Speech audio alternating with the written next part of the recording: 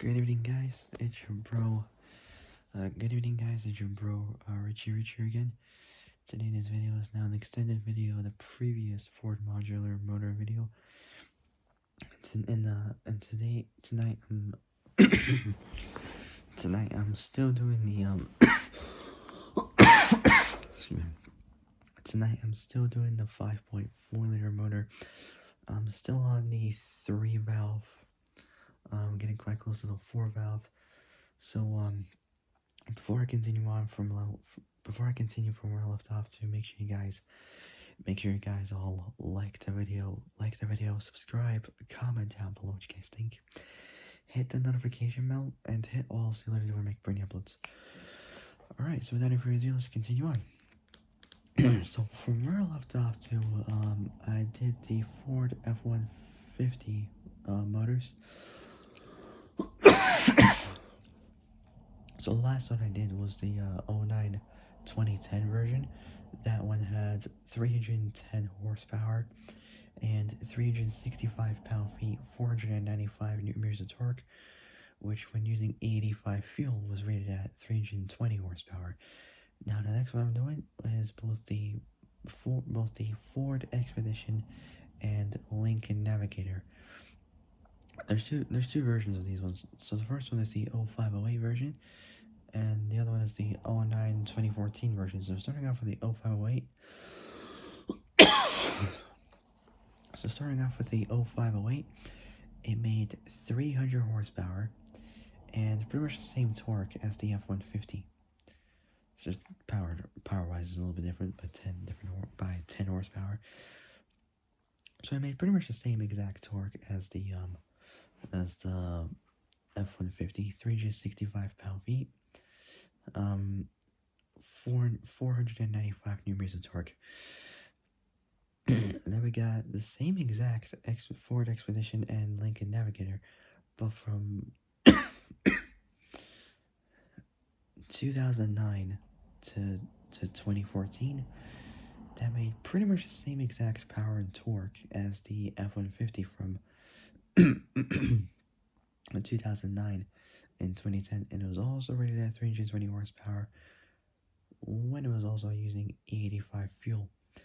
And last but certainly not the very least, we got is the Lincoln Mark LT from 06 to 08. It made pretty much the same power as both the Ford Expedition and Lincoln Navigator from 0508.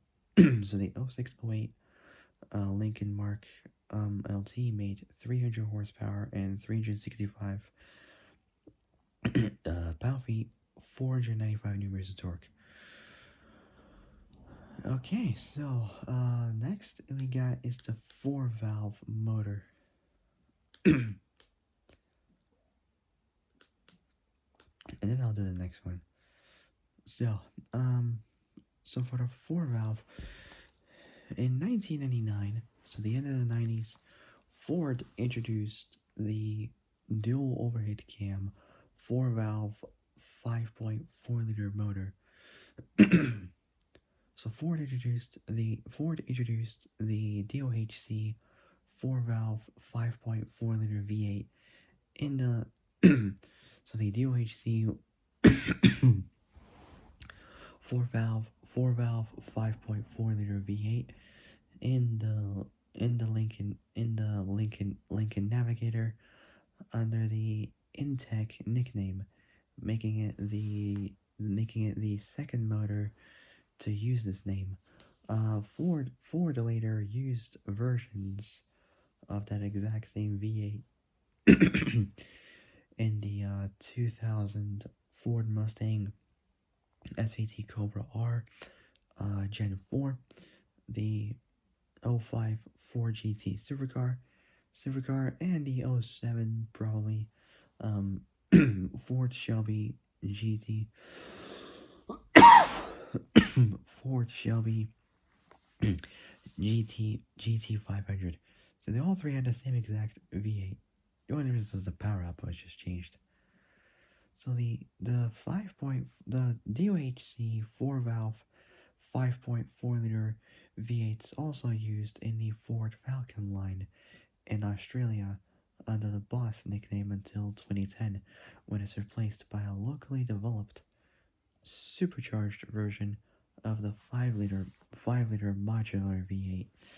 The SVT Cobra R version of the 5.4-liter 4-valve V8 had several key differences from its Lincoln counterpart, while the cast iron motor block and forged steel crankshafts were sourced directly from the Intech 5.4-liter. The Cobra R power plant benefited the Cobra R the Cobra R power plant the Cobra R power plant benefited from new high-flow cylinder heads that were designed with features developed from Ford's Rough Rider off-road racing program. Also had application-specific camshafts with higher lift and more duration than other 4-valve modular camshafts. Even had forged I-beam connecting rods sourced from Carleo, forged pistons have forged pistons that provided a 9.6 to 1 compression ratio, in conjunction with the 52cc combustion chambers and a unique high flow cross ram style aluminum intake manifold. The Cobra R's rated at 385 horsepower, the same as a 981 Cayman GT4, but it's completely different, and 385 pound-feet, 522 newton meters. So 385 pound-feet, 522 newton meters of torque. Though chassis chassis dyno results have shown these ratings to be conservative, with stock Cobra R's that often produce nearly 380 horsepower at the rear wheels. The GT version of the 5.4-liter motor, so the one from the Ford GT, the one from the Ford GT is a highly specialized version of the modular motor. It's an all aluminum alloy dry sump DOHC 4-valve per cylinder motor with an E10 2.3 liter with an E10 2.3 liter, so that's 2300. So with an E10 2.3 liter Lyshome screw type supercharger, not the usual root step, but the screw type supercharger, because usually you'll be like either chained or belt driven depending on like the type of cars that they'll use it and like the year and whatnot. So with an E10 2300, so 2.3 liter, with an E10 2.3 liter Lyshome screw type supercharger, and showcases numerous technological features. So technological features such as dual fuel injectors per cylinder and oil squirters for the piston skirts, not found in other Ford modular motors at the time. The motor benefits from an improved version of the high flow. So this motor benefits from an improved version of the high flow 2000 of the high flow 2000 Cobra R cylinder head and unique high lift camshafts, now rated at 6,500 RPM, 550 horsepower, and at 4,500 RPM, 500 pound feet, 680 newton meters of torque. It's pretty good. The Shelby GT 500 uses a 5.4 liter DOHC 4-valve V8 motor with an E10 M122H with an E10 M122H roots type E10 M122H so an E10 M122H roots type supercharger and air to liquid intercooler. Not the usual air to air, but usually air to liquid, air to fluid intercooler. The GT500 5.4 liter shares its high flow cylinder head castings with the Ford GT, with only minor machining differences. So differences in shares camshafts with the 0304 Mustang SVT Cobra, which have both less lift and duration than the GT camshafts. The '07 2010 GT 500 motor used a cast iron block. Then used a cast iron block, while the 2011 GT 500 5.4 liter receives a new aluminum motor block with Ford's first production application of their so with Ford's first production application of their patented PTWA cylinder coating, eliminating the need for pressed in cylinder liners. So PTWA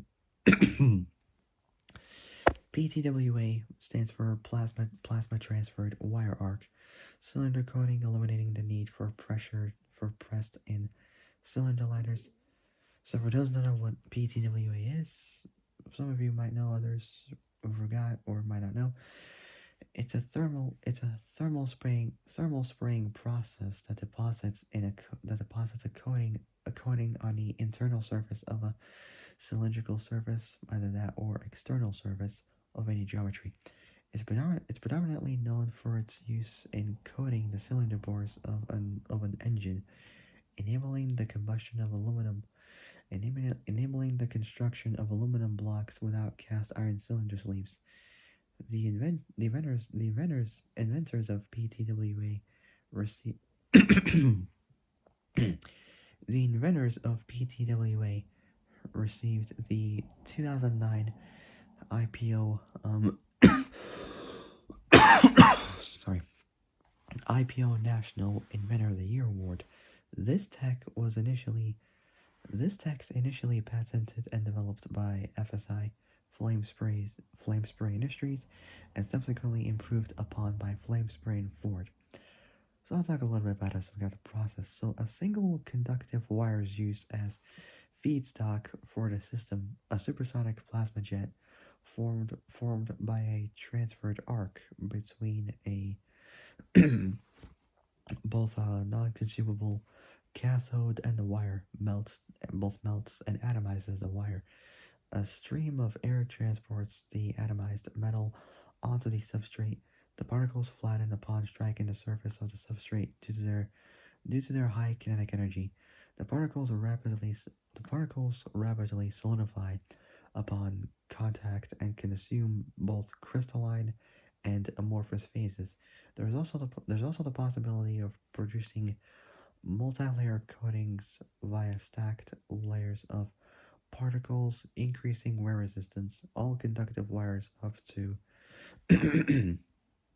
all conductive wires up to and including 1.59 meters, not meters, millimeters, nearly 1.6 millimeters, 0.065 inches, can be used as feedstock.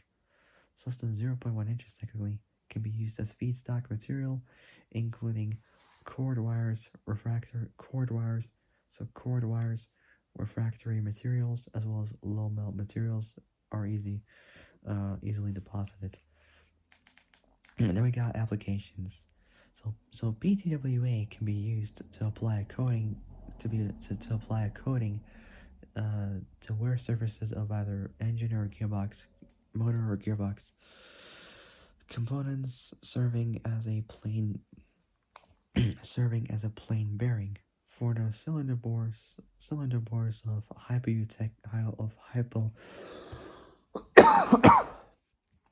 hypoeutectic aluminum silicon alloy blocks. So aluminum silicon alloy blocks, PTWA's main advantages over cast iron liners are reduced weight and cost. The thinner bore surface also allows for more compact bore spacing and could potentially provide better heat transfer. Automotive motors that use PTWA included Nissan's VR38 DTZ, founded in the both the R35 GTRs and the Praga Bohema, which is a European hypercar. I think it's a Slovenian supercar. I'm not too sure. So, and that the R30, the VR38, the Ford Coyote, and and Ford Coyote. So both the Nissan VR38 DCT and the Ford. So both the Nissan VR38 DCT twin turbo 3.8 liter V6 and the 5-liter Ford Coyote V8 motor. Both Caterpillar, the construction company, and Ford also use PTWA to manufacture the motors. Anyways, back to the motors, the V8. So, where was I?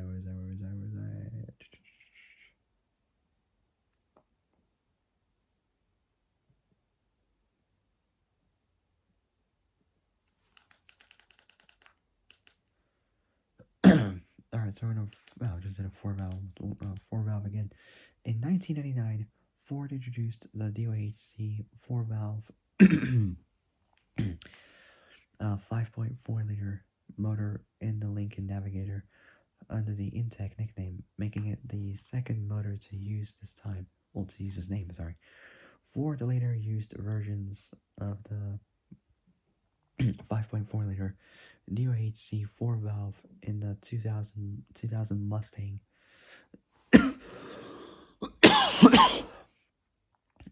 Gen 4 Mustang, Gen 4 Mustang, SVT Cobra R, the Ford GT Supercar, and the Shelby GT500 Mustang. The 5.4 liter V8's also used in the Falcon line in Australia under the Boss nickname until 2010, when it's replaced by a locally developed supercharged version of the 5-liter modular V8. The SVT Cobra R version of the 5.4 liter 4 valve V8 motor had several key differences from its Lincoln counterpart. While both the iron block, cast iron motor block, and forged steel crankshaft were sourced directly from the Intec 5.4 liter motor. The Cobra R. So while both the cast iron motor block and forged steel crankshaft were sourced directly from the Intec 5.4 liter V8 motor, the Cobra R power plant benefited from new high-flow cylinder heads that were designed with features developed for Ford's Rough Rider off-road racing program. Application specific camshafts with higher lift and more duration than other four valve modular cams. Forged I-beam connecting rods sourced from a company called Carrillo, sorry, Carillo. So Carillo, so Carrillo. Forged pistons that provided a 9.6 to 1 compression ratio in conjunction with the 52cc combustion chambers and a unique high-flow cross-ram style aluminum intake manifolds. The Cobra R is rated at 385 horsepower and 385 pound-feet, 522 newton-meters of torque. Pretty good. Low chassis diameter, Though chassis dynamometer results have shown these ratings to be conservative, with stock Cobra R's often producing nearly 380 horsepower at the rear wheels.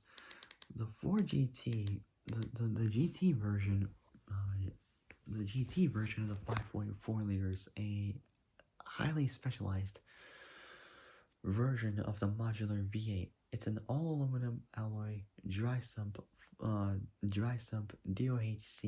4-valve per cylinder V8 motor with an E10 2300 Lysham screw type supercharger. So that's 2.3 liters.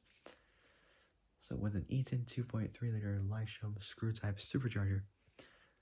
That's the usual root type in a screw type supercharger, and showcases numerous technological features, such as both dual fuel injectors per cylinder, and oil squirters for the piston skirts, not found in other Ford modular motors of the time. The motor benefits from an improved version of the High Flow 2000.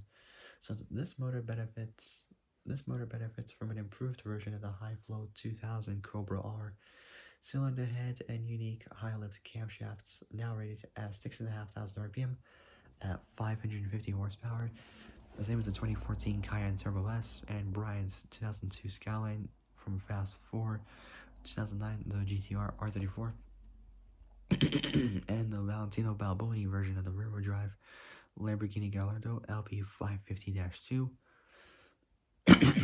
saying now rated at 6,500 RPM at 550 horsepower, and at 4,500 RPM, 500 pound feet, 678 volt, 680 newton meters of torque. Pretty good.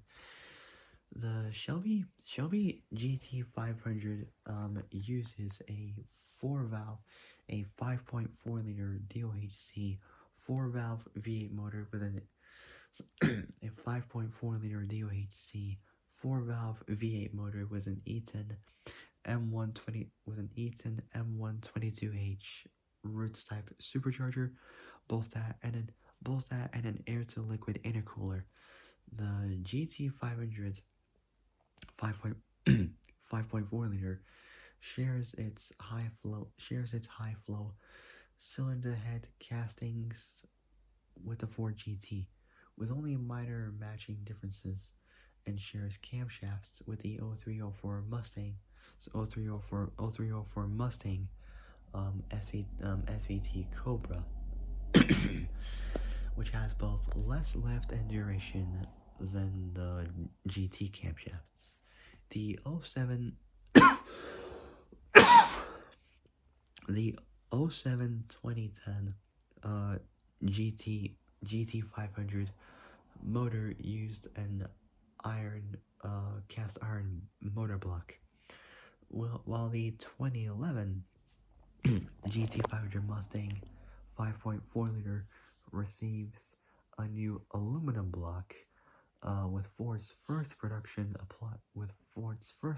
application of their patented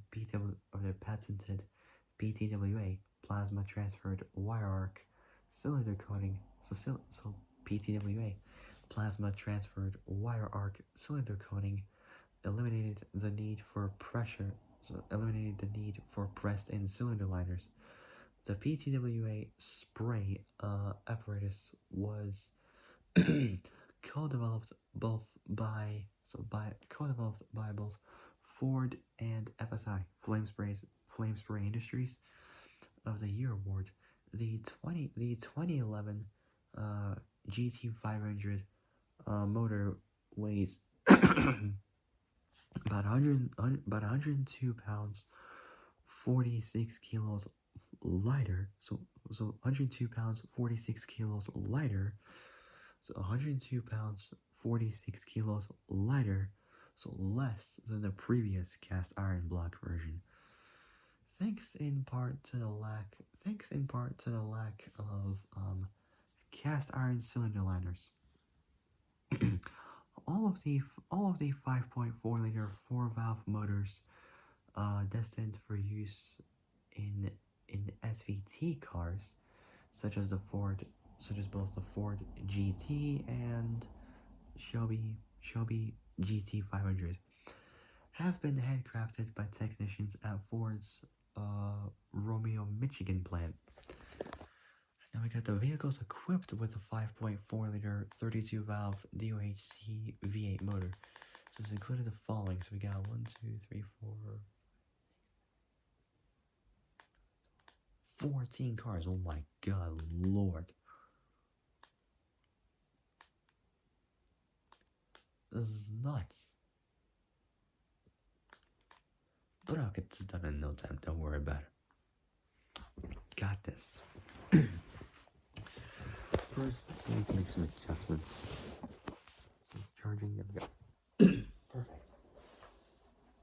Alright, so. Oh yeah, so the cars that were equipped with this motor included the following.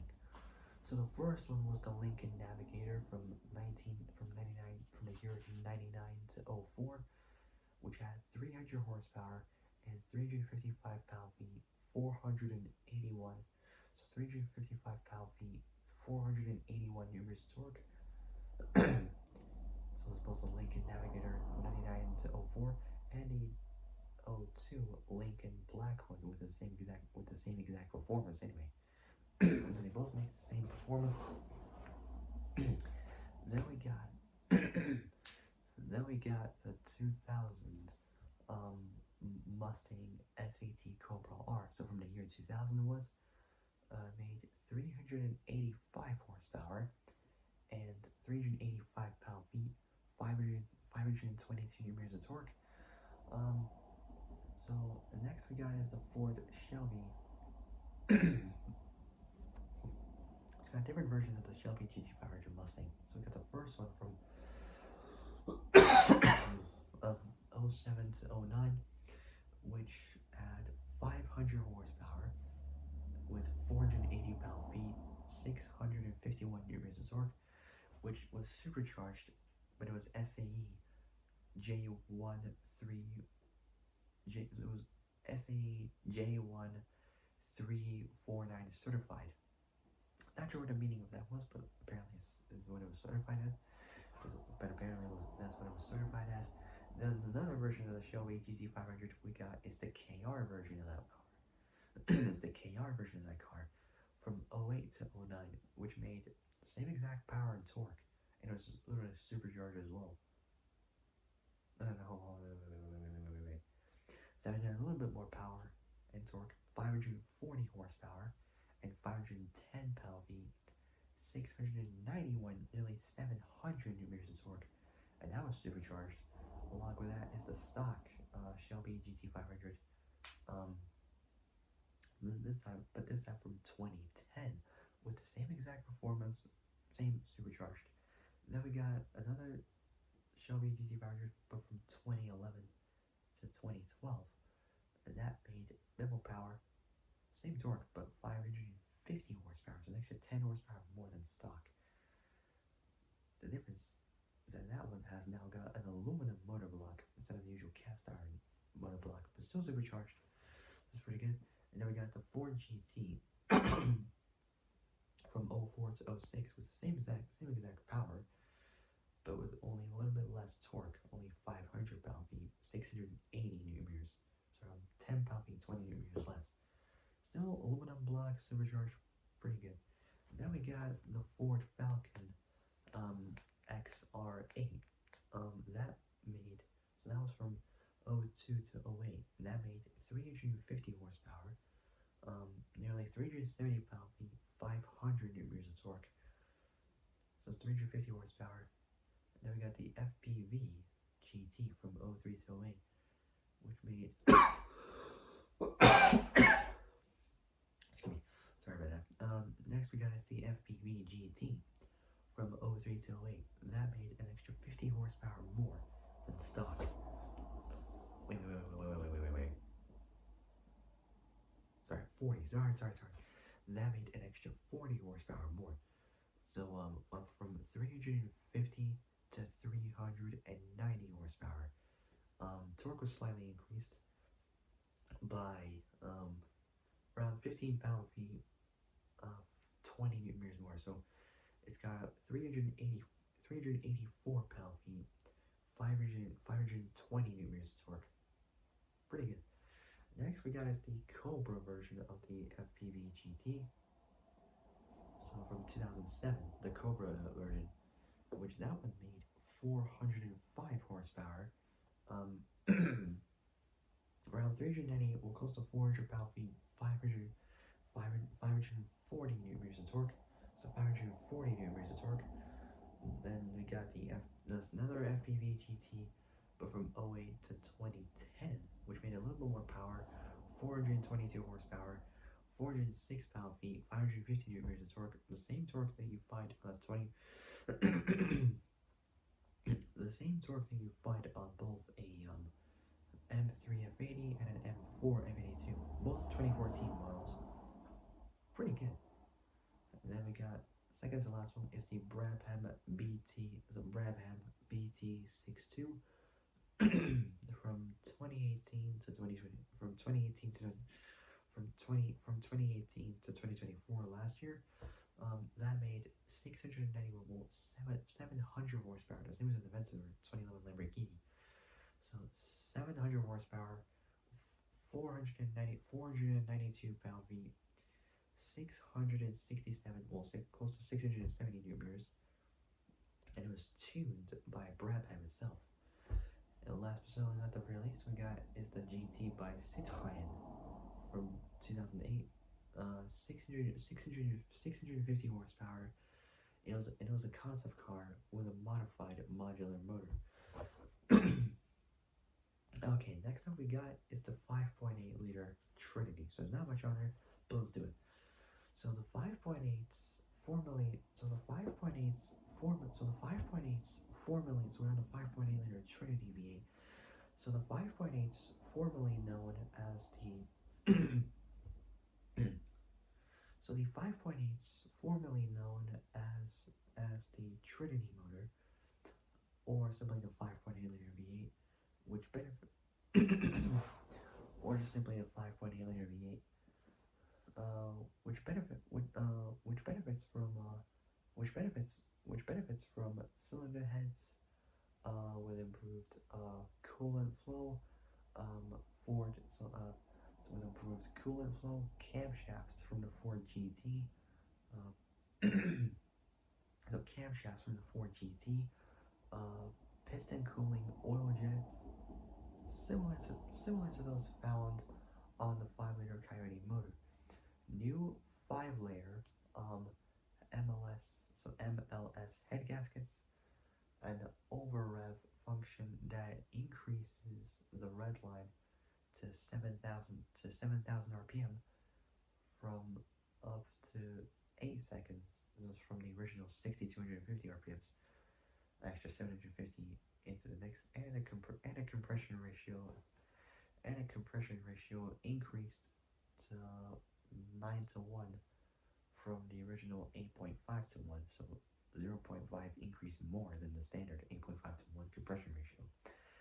Displacement is 5.8 liters with a bore stroke of 93.5 by 105.8 millimeters, 3.68 to 4.7, so 3.68 to 4.17 inches. Boosts supplied by a 2.3 liter A10 TVS supercharger, with maximum boost of 14 psi, 0.97 bar boost. That's what most turbocharged cars would have. Well, 14.7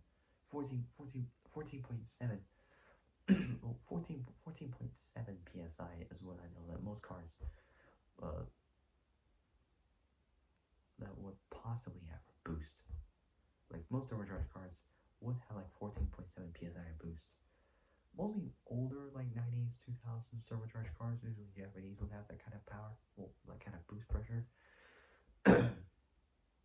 So, boosts supplied by a 2.3 liter A10 TV, so by a 2. Boosts supplied by a 2.3 liter boosts supplied by a 2.3 liter, so boosts supplied by a 2.3 liter A10 TBS, A10, so 2.3 liter 2.3 liter A10, so 2.3 liter A10 TBS A10 TBS supercharger with maximum boost of 14 psi. Trinity has 37 millimeters, while 1.5 inch intake. So intake and 32. So Trinity has 37 millimeter, 1.5 inch intake. So intake and 32 millimeter, 1.3 inch exhaust valves. Alright, last one, and I'll do the next ones. So the 2013, so 2013-14 Shelby GT500 DOHC 4 valves per cylinder, aluminum. So DOHC 4 valves, DOHC 4 valves per cylinder, aluminum block,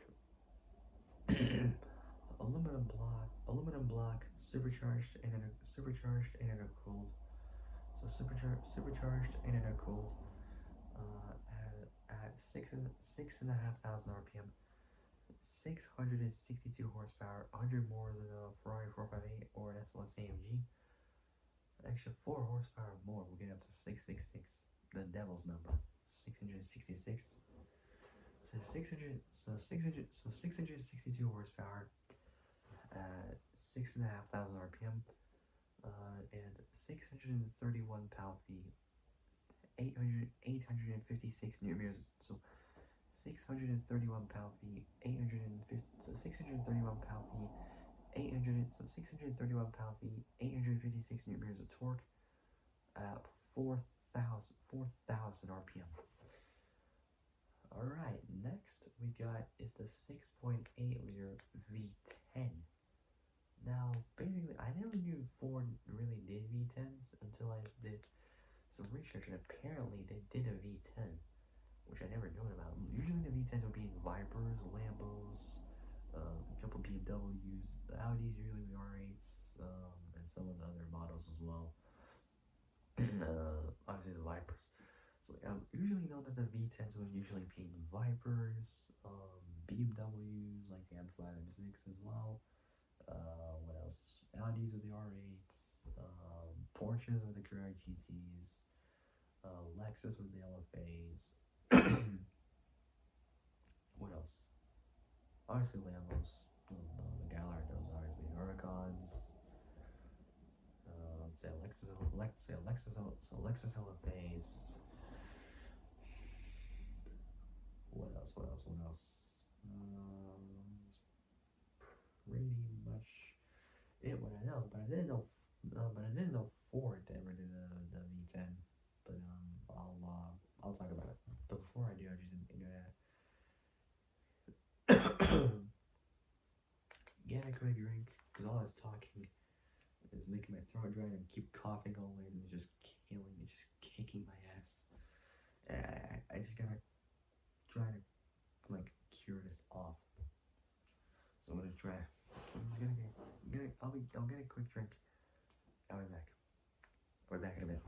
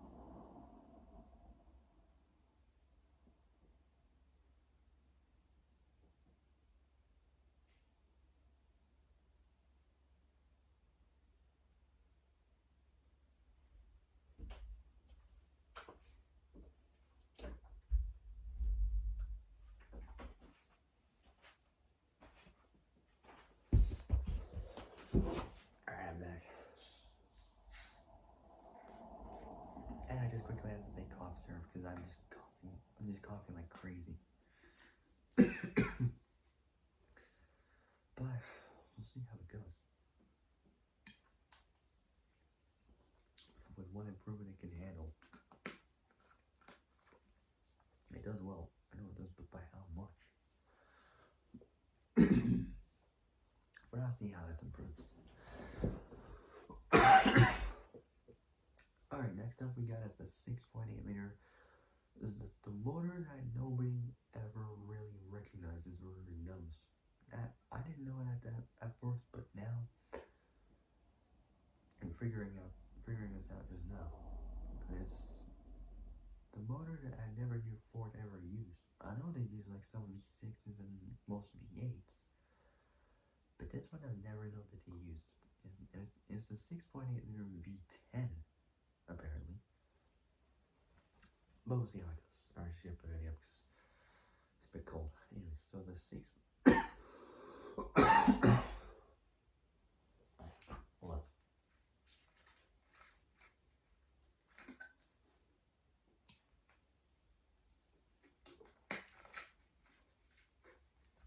Alright. So, what we got? So, the 6.8 liter,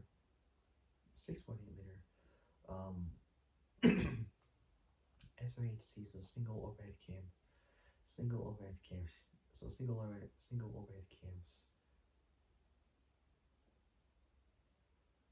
overhead camshaft. V10's another variation of the modular. So the V10's another. I'll say it down so I can hear better. There we go. So I took off just to hear better.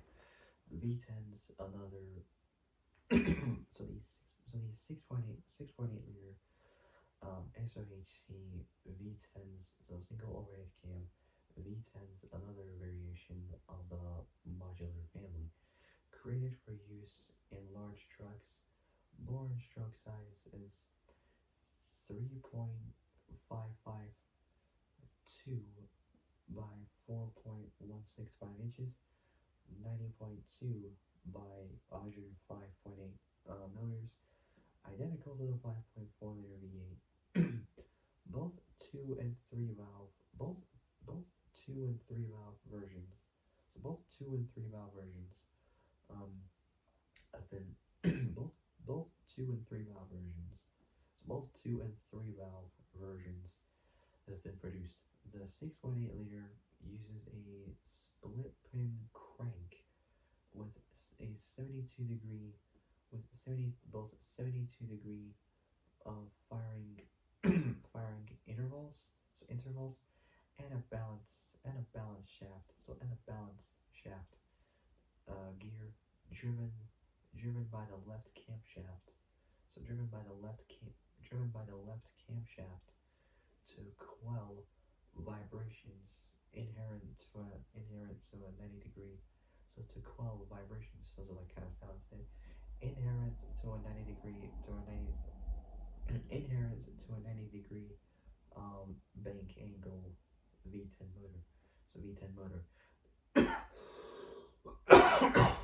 The motor's firing orders 1 6 so 1 6 5 so 1 6 5 10 so 1 6 5 10 2 7 so 1 6 5 10 2 7 so 1 6 5 10 2 7 3 8 4 9 so 1 6 5 1 6 5 10 2 7 3 8 4 9.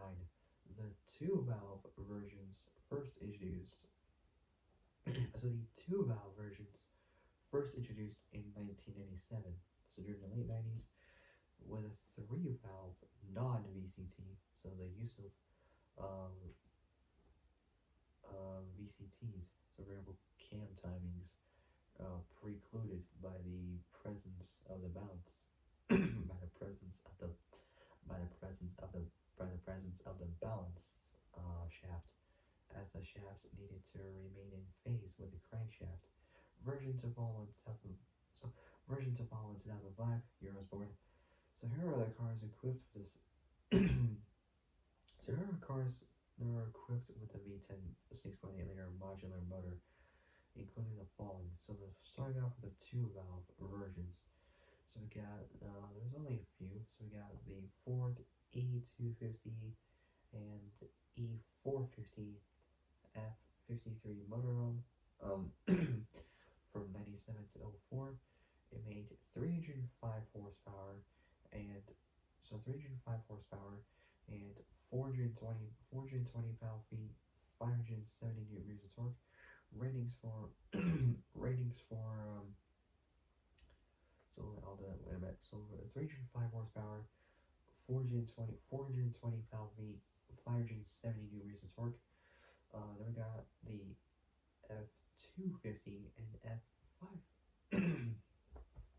So we got both the F250 and so the F250 and the F250 and the F550 F53 motorhome from 99 to 04 with 310 horsepower and 425 pound-feet.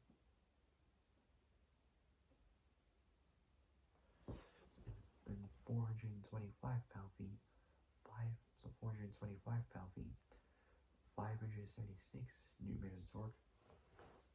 And the Ford Excursion.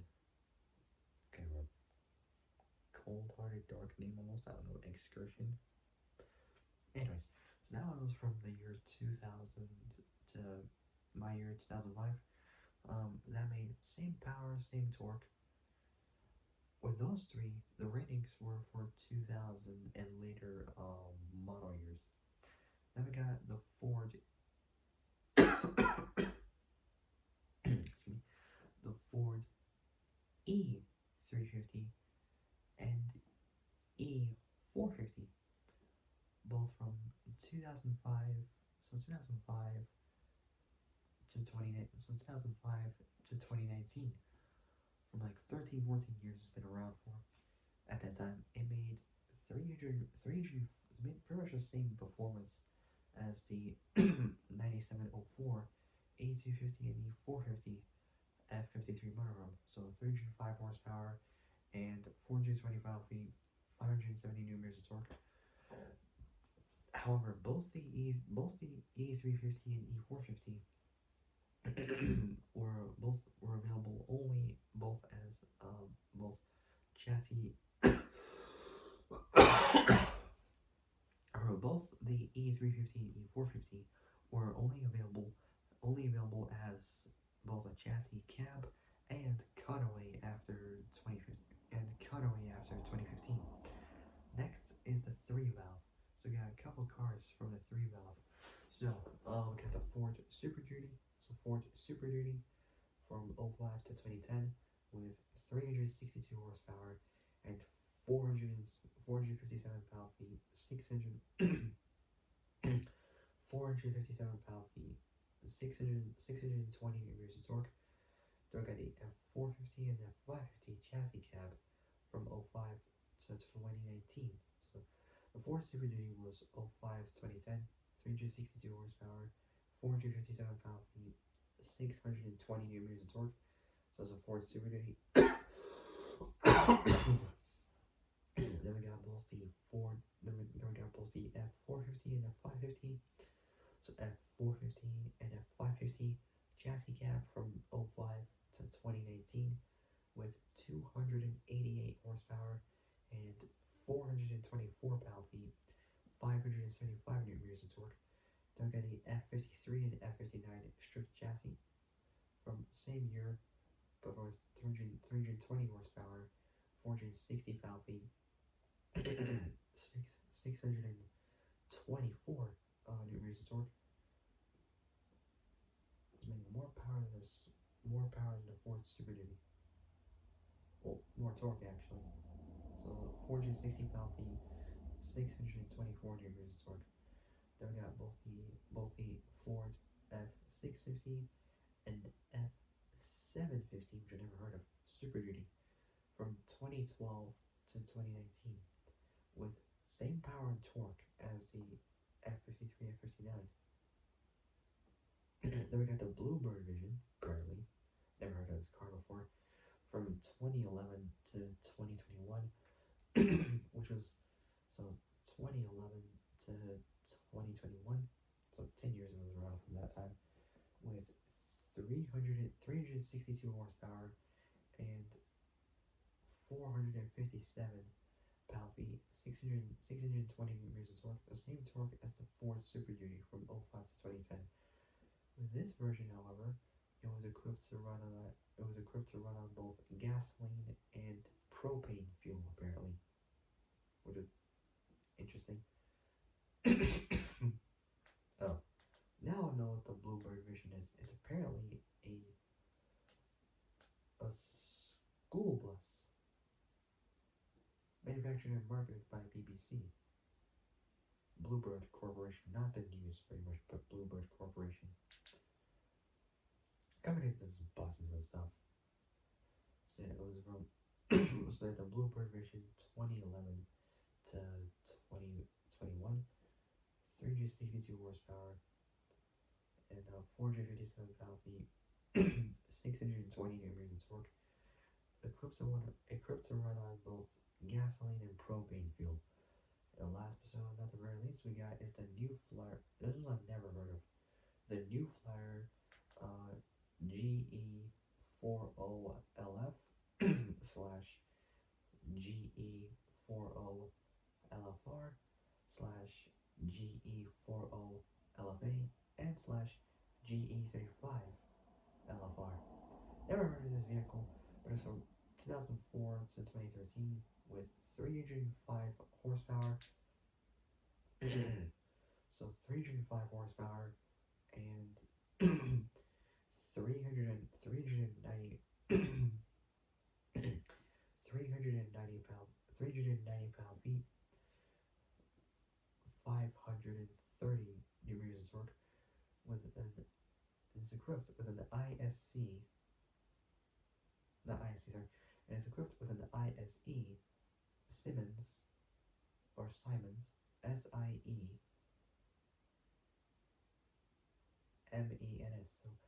ISE Siemens Thunderbolt hybrid powertrain.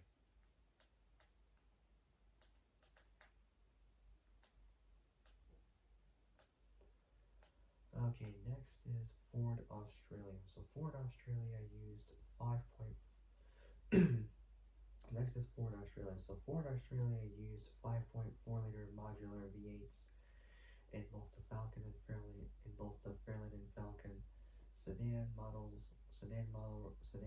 ranges, as well as in its high performance FPV division models. So 4 performance vehicles until mid 2010, so like 2015, so on and so forth, when they were replaced by the 5 liter V8.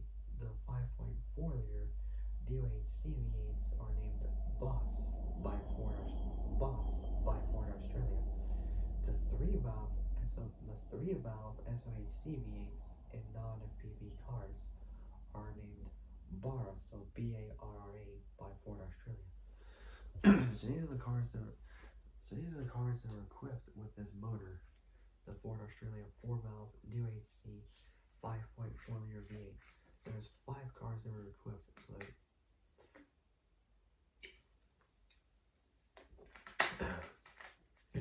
there's a few of these bus vehicles that were equipped with this motor. So the first one is a 260, which made at 5,250 RPMs, 350 horsepower, and at 4,250 RPMs, 369 pound-feet, well, close to 370 pound-feet, 500 newton meters of torque at 4,250 RPMs. Then we got the Boss 290, which made an extra 40 horsepower, actually 250 RPMs more, at 389, well, from 350 to 390 horsepower at 5,500 RPM, and 384 and a 4.5 384 pound-feet, 500, so 384 pound-feet, so 384 pound-feet, 520 newton meters of torque. At 4,500 RPM is pretty good. Then we got the legendary one itself, the boss. My most favorite one that I would go with personally. The boss 302. So that's what I'll go with. The boss 302.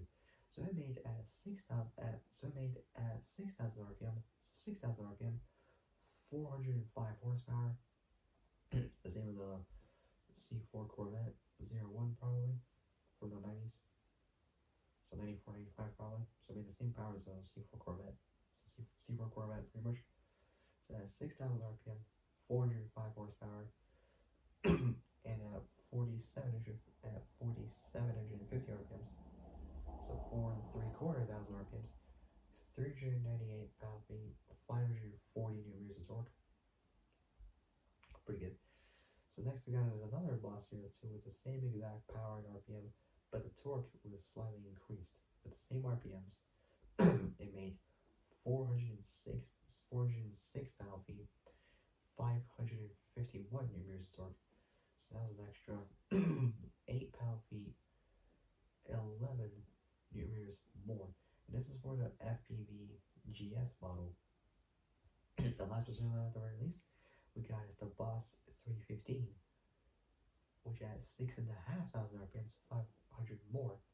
It made 422 horsepower, and it makes this pretty much the same exact torque and RPM as the Boss 302. Okay, so next is the 5 liter and 5.3 liter camera.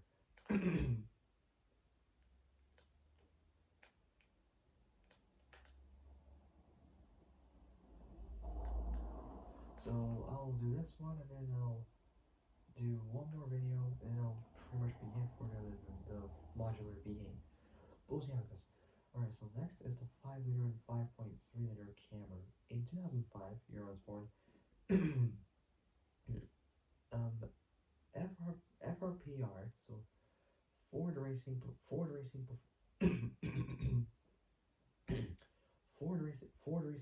Parts introduced a 5 liter V8 crate motor for use in both motor racing and homemade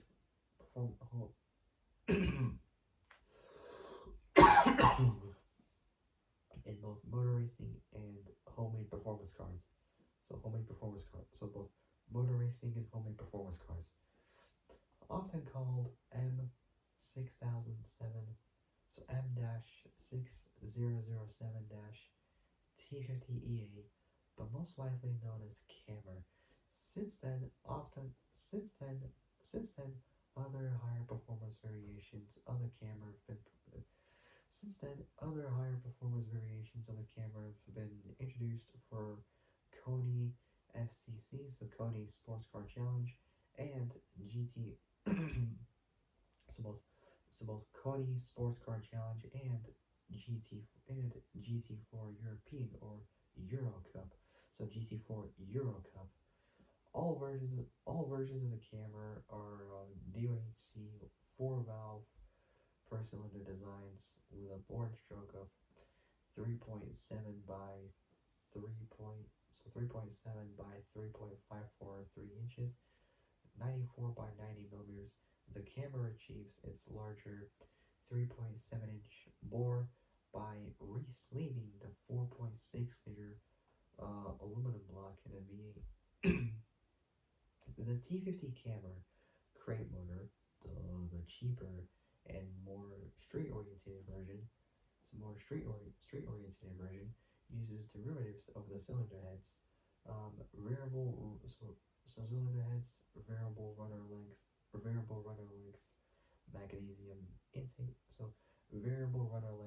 magnesium intake manifold, and camshafts first used in the 2000 FR500 Mustang concept car. These parts are unique to the T50 camera crate motor, and the arts, so they're not found in any other production modular applications. So they're not found in any other production modular applications. The T50 is an 11 to 1 compression ratio and exceeds 420 horsepower with the proper 420 horsepower with the proper exhaust manifolds. With the proper exhaust manifolds. The camera that's seen success in Grand Am Cup or GAC powering the Mustang FR Mustang FR500C is officially called M-6007-R50 and features a unique dual plenum fixed rudder length magnesium intake manifold, 4GT, so aluminum cylinder heads from the 4GT, unique camshafts of undisclosed specifications, and an 11 to 1 compression ratio. The R50 Cammer produces over 450 horsepower without restrictor plates. So if you're removing the restrictor plates, we'll gain more air and more power for the motor. So without restrictor plates. Upon introducing, well, upon intro, upon intro or introduction, the R50 camera powered. Upon intro, the R50 camera powered Mustang. So R50 camera powered Mustang FR500C to be dominant. So upon intro, the R50 upon intro the R50 upon intro the R50 camera powered Mustang FR500C proved to be dominant in Grand Am. So proved to be dominant in Grand Am Cup, having achieved 5 victories and podium appearances in having achieved 5 victories and podium appearances in nearly every race in the GS class during the 2005 season, giving giving Canadian auto racing driver and two-time Toyota Atlantic, one-time Indy Lights, and two-time Continental Tires sports car challenge champion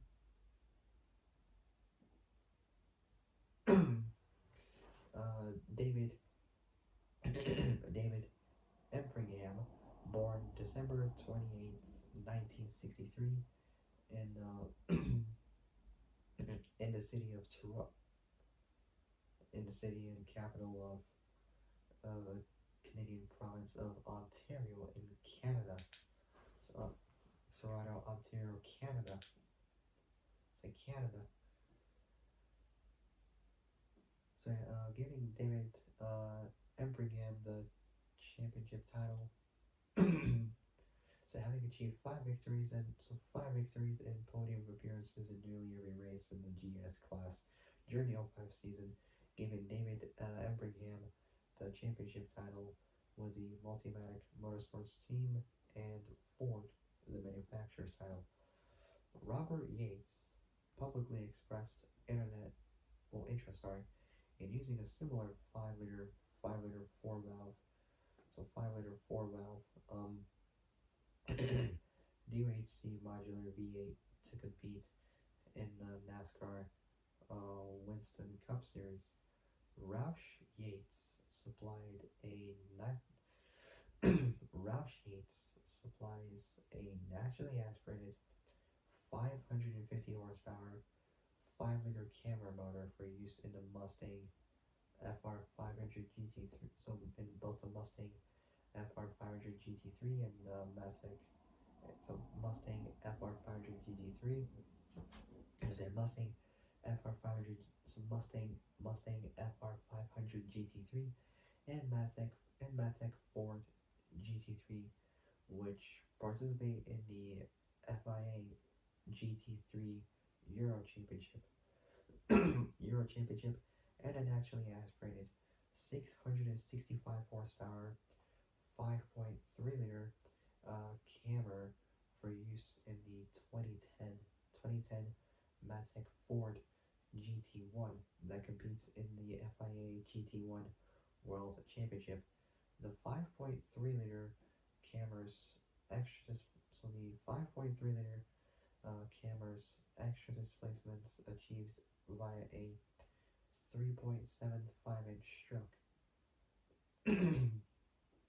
So Robert Yates, full name was James Roberts Yates, born April 19th, 1943, in the town of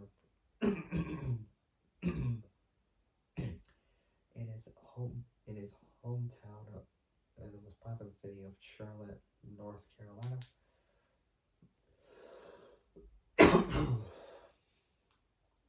Passed away October 2nd, 2017, age 74, in the suburban town of Cornelius along Lake Norman in north in northern in northern Mecklenburg County, North Carolina.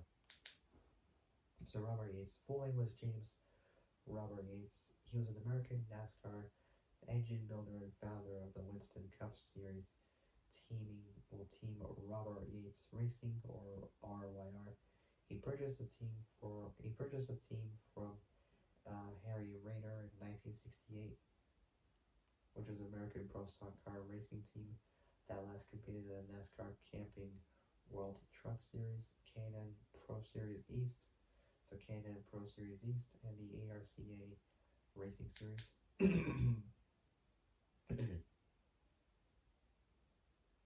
So he purchased a team from Harry Rayner,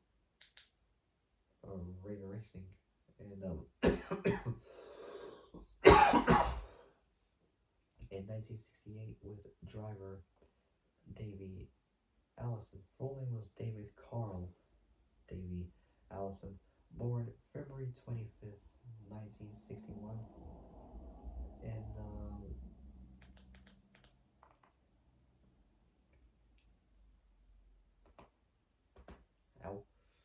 in the city of Hollywood in Broward County, Florida. It's not related to Hollywood in Los Angeles, California. It's got nothing to do with it. He passed away at age 32 on July 13th, 1993, in the city of Birmingham in Alabama. For those who don't know who he was an American NASCAR driver, best known for driving a number 28 Texaco Havoline Ford for Robert Yates Racing, or RYR, in the NASCAR Cup Series. So cause of death, so it was from apparently a helicopter crash.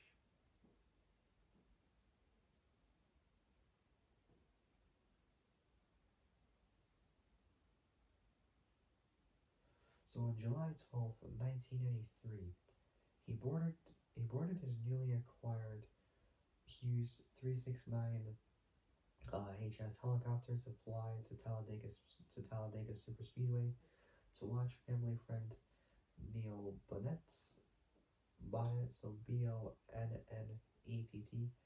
his son David test the car for David's Busch Series debut. Hunt Strickland was to have flown with him, but he was recovering from being unwell at New Hampshire. Instead, Davey picked up family friend and racer Red Farmer en route to the track. Allison's attempting to land the helicopter inside the fenced-in area of the track and so he was attempting to land the helicopter inside a fenced-in area of the track and field when the craft nosed up. So it's the front end of the nose like went straight up. Suddenly, then crashed. Neil Bonnet freed Farmer from the wreckage. So Neil Bonnet freed Farmer from the wreckage, but Allison's unresponsive and could not be freed until paramedics arrived. Farmer went on to a lengthy but successful recovery, recovery, but also never regained consciousness after sustaining a critical head injury. He was pronounced dead at 7 a.m. in the morning. The next morning by a the next morning by a neurosurgeon at CMMC, so Meth- Caraway Methodist Medical Center in Birmingham, Alabama, after procedure to relieve pressure on his brain proved unsuccessful.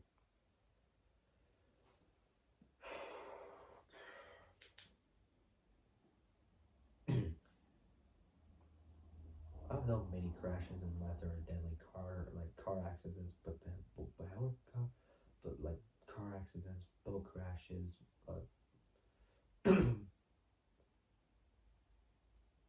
snowmobile accidents. But the worst by far that I think personally for me like the worst is obviously like helicopter crashes. I think that more people die in helicopter crashes than like any other crashes, like snowmobile, Cam Block, may rest in peace. There's many people who I know passed away in car accidents, such as like Jim Clark, Paul Walker, Roger Rodas. Who else?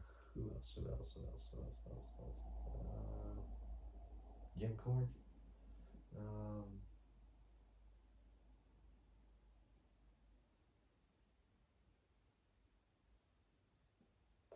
Many people like racing. Many people do racing, snowmobiling, boating as well. Anything like that. Skiing probably as well. Helicopter racing, boat racing, everything. I don't know. Jet skis as well. But it depends on what motorsport they do and what great drivers they are, like how many drivers they are. It depends on many of those. Any like situation could occur at any moment in time, depending on what motorsport you do or like in life in general, not just for racing but casually as well. But it depends really like if anything could happen like this. It depends really like the drivers, the type of vehicles they are, like what kind of safety the vehicles will have. Because some would be dangerous. For example, Grand GT that I know that killed both Paul Walker and Roger Willis, they rest in peace, had like no safety features at all. Like literally no traction control, ABS, stability control ever. It was just literally a death trap on wheels. Literally, like literally, it was legit the devil's axe waiting to like take someone's soul away. The Carrera GT, literally, it's just literally one of the most dangerous supercars ever, like to be used on the road anywhere, literally.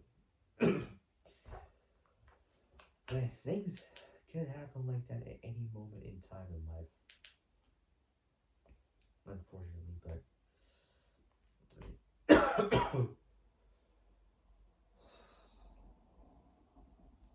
it does. Things happen like this in life when you least expect it to, but not just in racing, but for anything in life. Anything can happen at any moment in time. Depends on what the situation and outcome would occur to at any given moment at any given time, anywhere like around the world. Okay, so where was I? So the T50 has a 11 to 1 compression ratio and exceeds 420 horsepower with a proper exhaust manifold. Alright, so we're on the right track. So the camera that's seen success in Grand Am Cup, powering the Mustang FR500C is officially called M6007 R50 and features a unique dual platinum fixed rudder length magnesium intake manifold, Ford aluminum cylinder heads from the Ford GT, unique camshafts of undisclosed specifications, and an 11 to 1 compression ratio.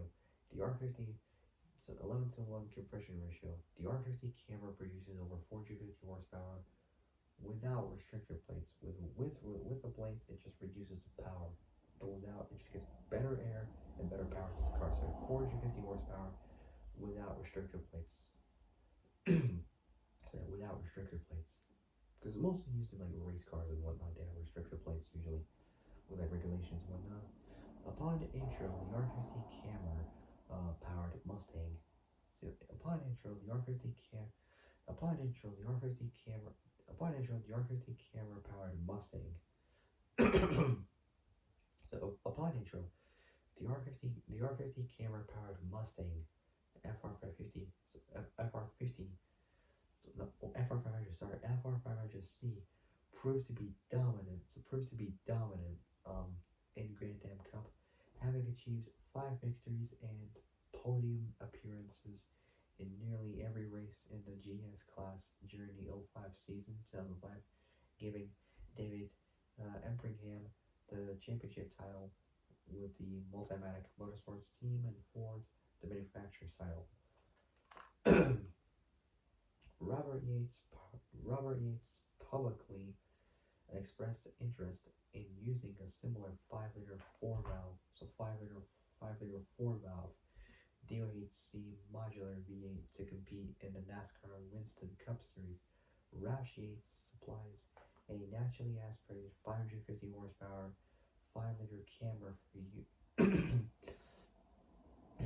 Roush Yates supplies a naturally aspirated 5 So Roush Yates supplies a naturally aspirated 550 Roush Yates supplies a naturally aspirated 550 horsepower 550 horsepower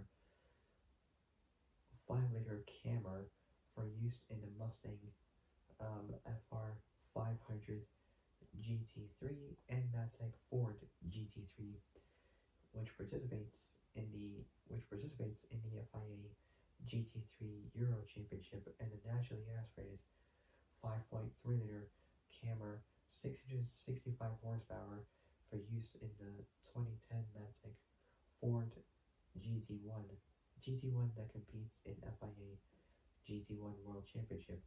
The 5.3-liter cameras the 5.3-liter camera's extra displacements achieved via a 3.75-inch stroke. Next up we got is, see how they are, world records.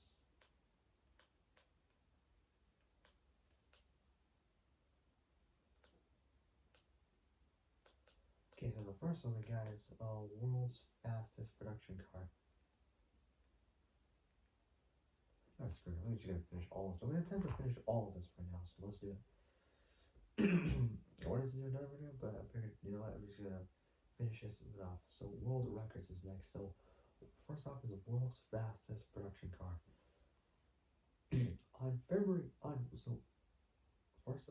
Next up is world records. So the first one we got is world's fastest production car. On February 28th, 2005, the Koenigsegg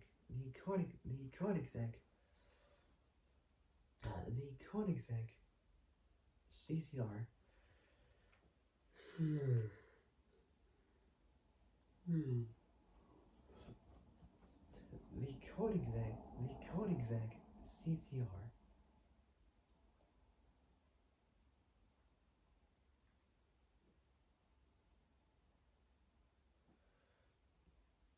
which is essentially like a somewhat high performance version of the original Koenigsegg CCX or CZ850, something like that. But yeah, so on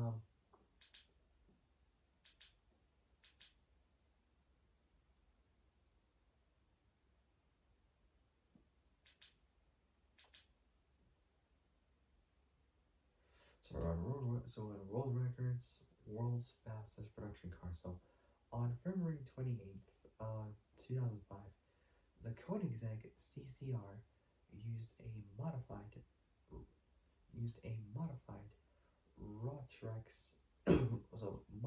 Rotrex supercharged Ford Modular 4-valve DOHC 4.6-liter V8, which produced 4.6-liter V8, which produced 806 horsepower to achieve a top speed of to achieve a top speed of 241 miles an hour. This motor used a bore of 94.6 millimeters, 3.725 inches, and a stroke of 94 millimeters, 3.7 inches. The bores achieved using Darton MID sleeves. This certified top speeds recorded on February 28th, 2005 in Nardo, Italy. One of those fastest and craziest test tracks ever, Nardo. So the Nardo test track in Nardo, Italy, and broke the McLaren F1's world record for fastest production car. The accomplishments recognized by GWR, GWR,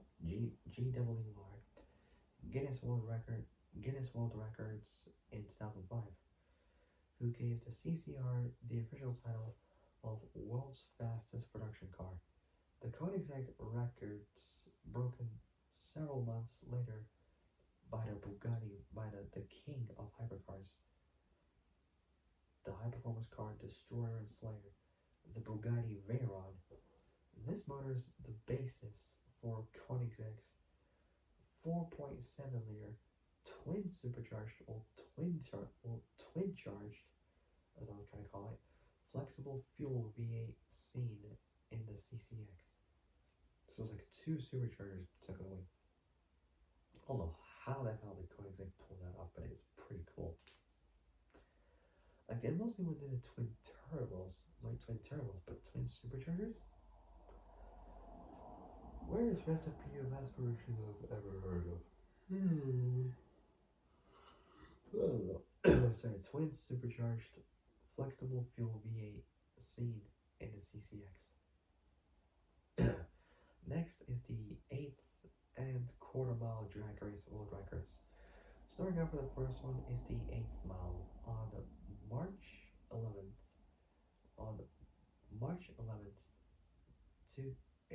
on March 11th, 2018, the team at MMR Modular Motorsports Racing used a modified billet aluminum tall deck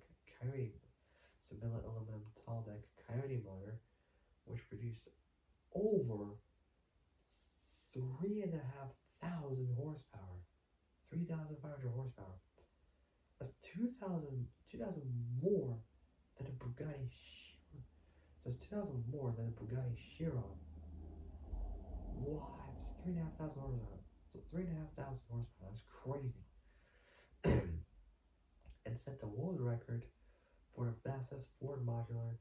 And set the world record for the fastest Ford Modular and Coyote.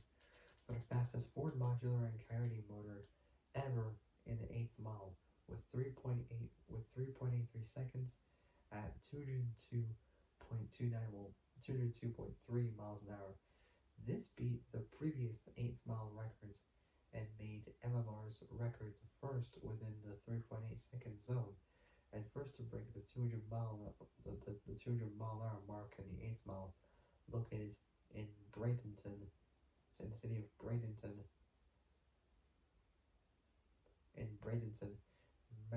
Manatee County, Florida. Manatee County, Florida, during an event sanctioned by the NMCA, National Muscle Car Association. The accomplishments recognized by sanctioning bodies such as the NMCA, National Muscle Car Association, and the NMRA, National Mustang National Mustang Racers Association, granting it the official title of the fastest 8th mile modular coyote powered car in the world, or coyote powered vehicle in the world. On the 10th of March 2019, so 2019, I was still in high school at that time, way before I did YouTube, MMR announced that they had topped that they had topped their previous held record for previously held record for 2018. The team's new records were 3.817 seconds at 214.17 miles an hour.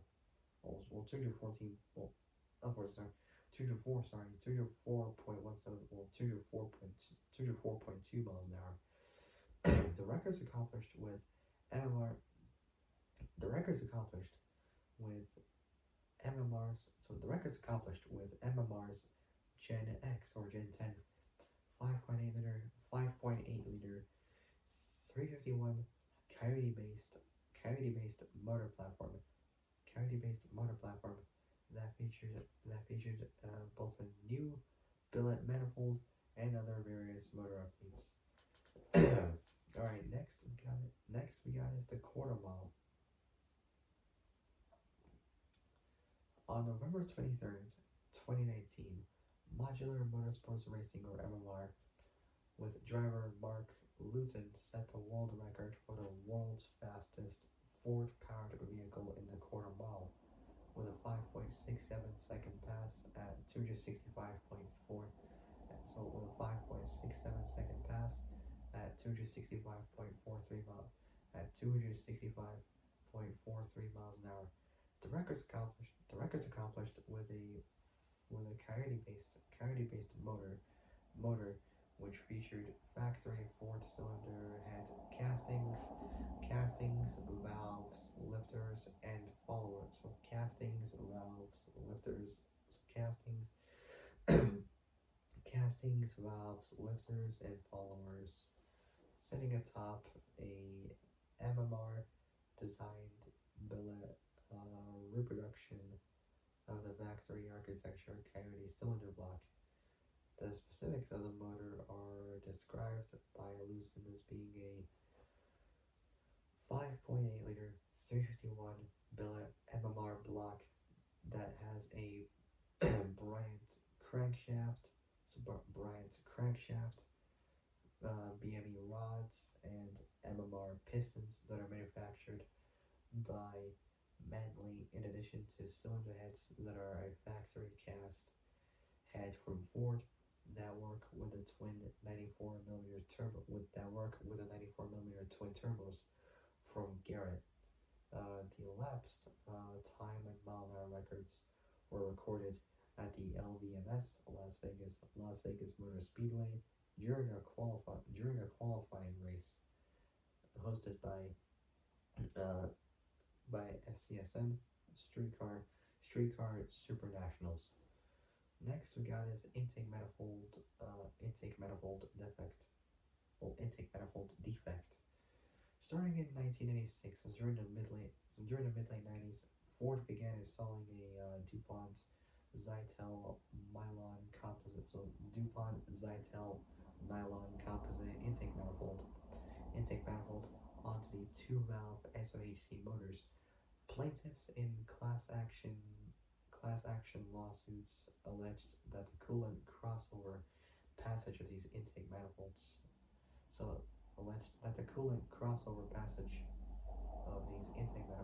may crack. Crack, resulting in coolant leakage. A U.S. class action lawsuit or class action suits filed on behalf of owners, resulting in a settlement announced on December 17th, 2005, 3 days after I was born. So 3 days after I was born. Starting with the O2 model year and implemented halfway through the O1 lineup, Ford began using a revised DuPont Zytel nylon composite intake manifold with an aluminum front coolant crossover with an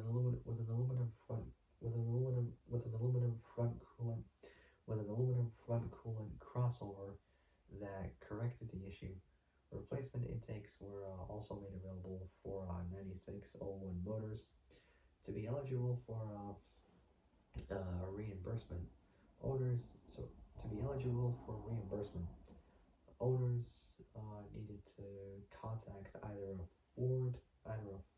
Ford, Lincoln, or Mercury dealer within 90 days of December 16th, 2005, 2 days after I was born, pretty much.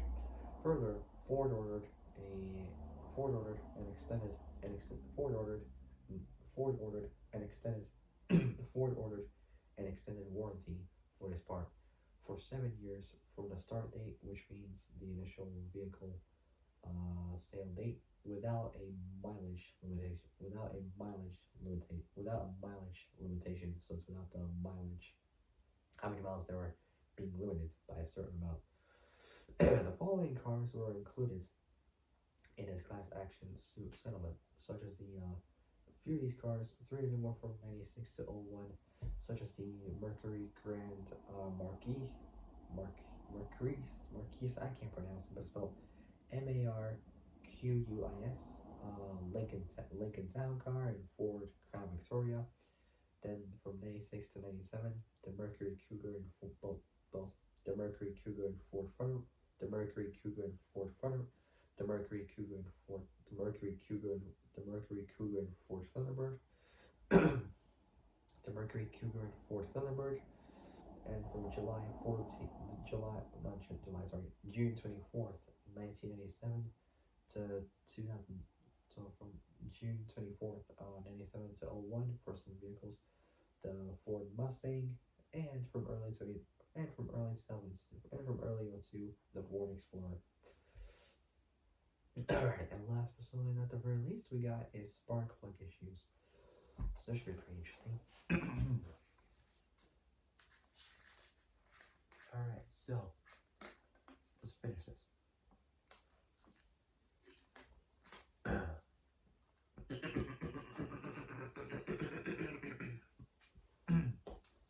So, next up, spark plug issues. So, 2 valve, 4.6, 5.4, and 6.8 liter motors found in many 9708 Ford, Lincoln, and Mercury cars. Ford, Lincoln, and Mercury cars may have aluminum cylinder heads with threads from spark plugs that are either stripped, missing, or otherwise insufficiently bored out. Ford acknowledged this issue in TSB Technical Service Bulletin 0721 2. So it's believed July 21st, 2002. I can't really tell. It says 07-21-2, so 07212, as well as earlier TSBs. So as well as earlier TSBs. Ford's TSB doesn't state that this issue is caused by owner neglect. For cars under the new VLM, Vehicle Limited Warranty, so Vehicle Limited Warranty, Ford will only cover the replacement of the entire cylinder head. However, the Ford recommended spark plug service interval extends beyond the duration of the NVLW New Vehicle Limited Warranty. Ford's only authorized repair procedure. So Ford's only authorized repair procedure for out of warranty cars is to use the lock and stitch aluminum insert, both aluminum insert and toolkit. 3 valve, 5.4 and 6.8 liter motors built before September 10th, 2007. Wait, hold on. 07, July 21st, 2007. So 3 valve, 5.4 and 6.8 liter, so 5.4 and 6.8 liter motors, built before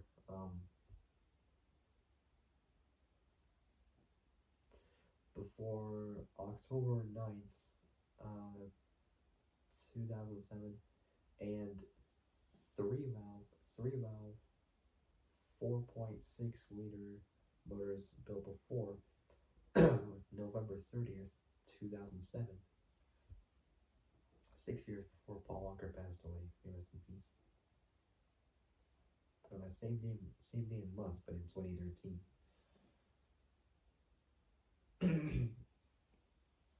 So he was still 34 at that day, well, before he turned 40, and then he passed away on that same day, but in 2013. So three valve, 4.6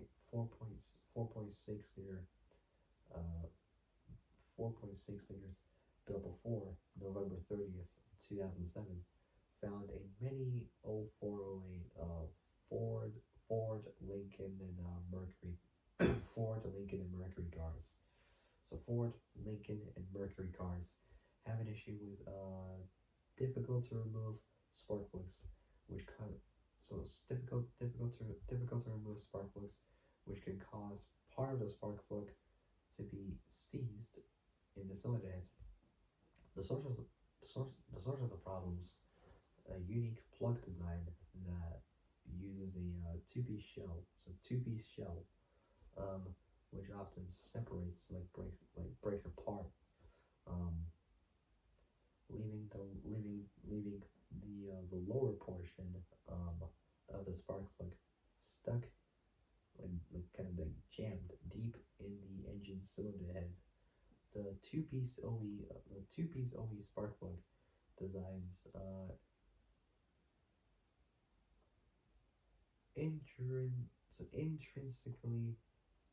intrinsically flawed, thus making it thus making it susceptible to the problem. Thus making it susceptible to this problem. Thus making it susceptible to this problem. Ford acknowledges this issue in TSB 0876, as well as earlier TSBs.